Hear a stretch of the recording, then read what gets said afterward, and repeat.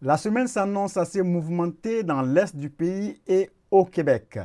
Mais bien avant ce qu'on a vécu vraiment pour le dimanche 2 novembre, on a eu les premiers moins 30 degrés de la saison au pays.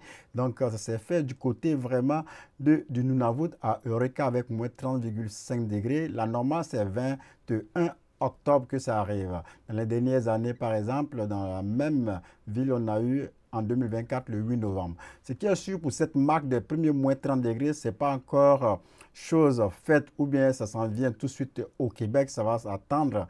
Normalement, ça arrive le 5 décembre. L'année dernière, en 2024, au Québec, on a atteint les premiers moins 30 degrés le 5 décembre. Donc, si on regarde pour ce qui est vraiment du gel aussi, on n'a pas encore connu le gel du côté vraiment de Montréal depuis le début de la saison. Donc, on parle de températures froides avant d'arriver au premier moins 30 degrés. Il faut passer par le 0 degré. Montréal n'a pas encore connu son premier gel. On surveille vraiment d'ici, vraiment la semaine, surtout si on s'en va vers le 6 et le 7 novembre, c'est possible qu'on ait un gel. C'est ce qu'on voit dans les minimums prévus pour ce qui est de Montréal. Donc, si on atteint cette date, ça va être vraiment le premier gel le plus tardif à Montréal. Ça remonte au 7 novembre 2017. Soit on se rapproche du record, ou si on ne l'a pas, ça va être vraiment carrément un nouveau record qui va s'établir après le 7 novembre. Ça reste vraiment à surveiller.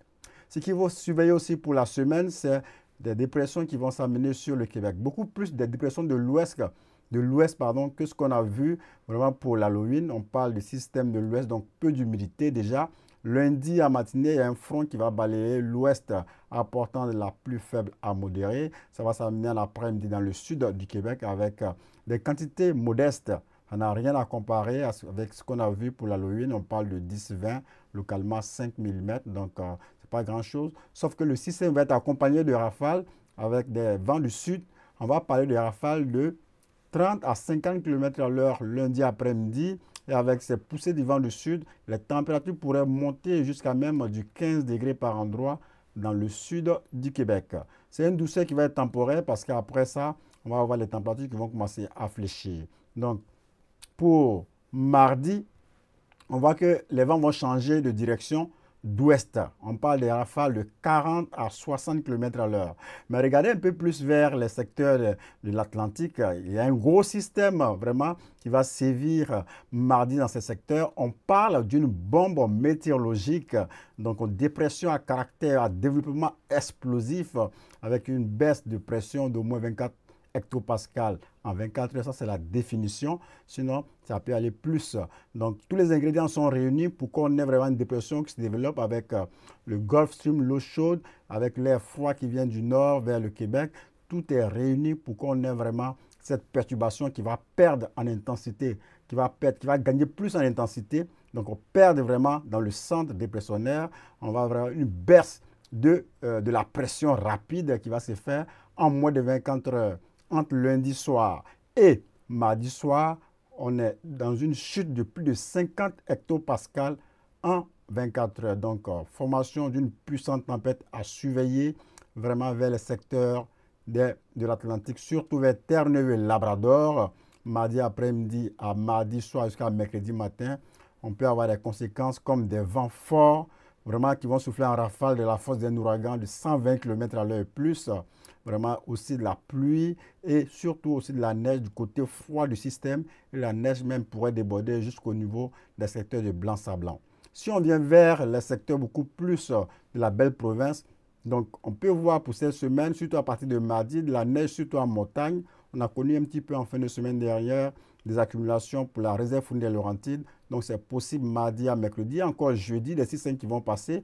Et on suivait vers la fin de semaine une zone perturbée. Vraiment, la trajectoire reste à surveiller entre samedi, dimanche ou lundi selon les modèles. Donc, on peut avoir de la neige même avec une bordée possible dans les grandes régions beaucoup plus habitées. Donc, ça reste à surveiller pour d'ici vendredi ou même samedi à dimanche. On peut voir des accumulations notables avec peut-être première bordée pour les secteurs beaucoup plus au sud. Habitez pas pour Montréal encore. Bon, on surveille quand même certains modèles qui montent. En passant, on a eu les premiers flocons dans plusieurs secteurs. Déjà pour l'Abitibi, le 25 octobre, à Val-d'Or. Saguenay, on a connu Le 2 novembre en matinée, les flocons, les premiers flocons également pour le secteur de Québec. Mais on n'a pas encore vu les premières accumulations, ça reste à venir. On parle d'accumulation de 5 cm par exemple. À Montréal, ça arrive le 26 novembre. Donc on n'a pas encore vu les premiers flocons, on va attendre déjà pour ce qui est des premiers 5 cm pour la belle métropole. Au niveau des températures, donc les creux qui dominent, on n'a pas vraiment de douceur pour la semaine.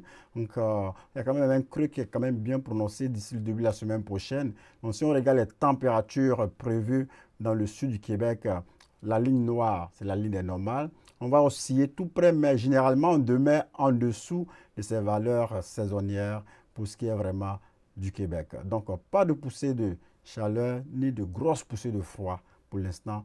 Mais c'est une semaine qui va être quand même assez mouvementée pour les secteurs de la belle province et dans l'est du pays.